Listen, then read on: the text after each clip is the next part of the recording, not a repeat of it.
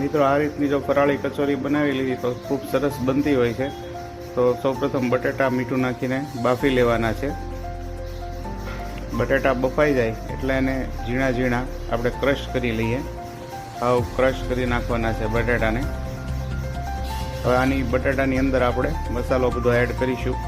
તો સૌપ્રથમ આપણે શિંગદાણાનો ભૂકો એડ કરીએ, આદુ મરચાંની પેસ્ટ એડ કરીએ, સ્વાદ અનુસાર મીઠું એડ કરીશું, ધાણા જીરું પાવડર એડ કરીશું, 1 ચમચી ખાંડ એડ કરીશું,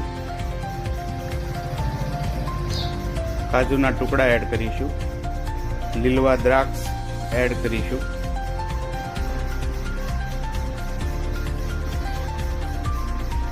મરી પાવડર એડ કરીશું,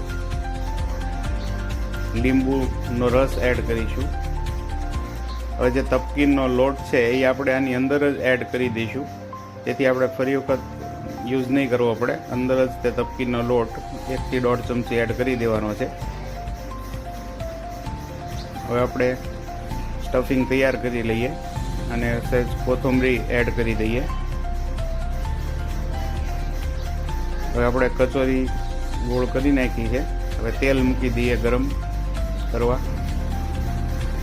કચોરીને તળી લઈએ ધીમા તાપે, સહેજ લાલ થાય ત્યાં સુધી તળવાની છે, એટલે આપણી કચોરી એકદમ બનીને તૈયાર છે। થોડીક લાલાશ આવે ત્યાં સુધી કચોરીને તળવાની છે।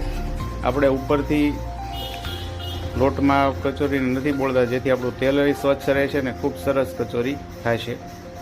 તો આપણી કચોરી તૈયાર છે। તો આવી કચોરી તમે શ્રાવણ મહિનામાં ઘરે ટ્રાય કરી અને કેવી બની છે એની લાઈક, શેર ને સબસ્ક્રાઈબ ચેનલને કરજો। Thank you.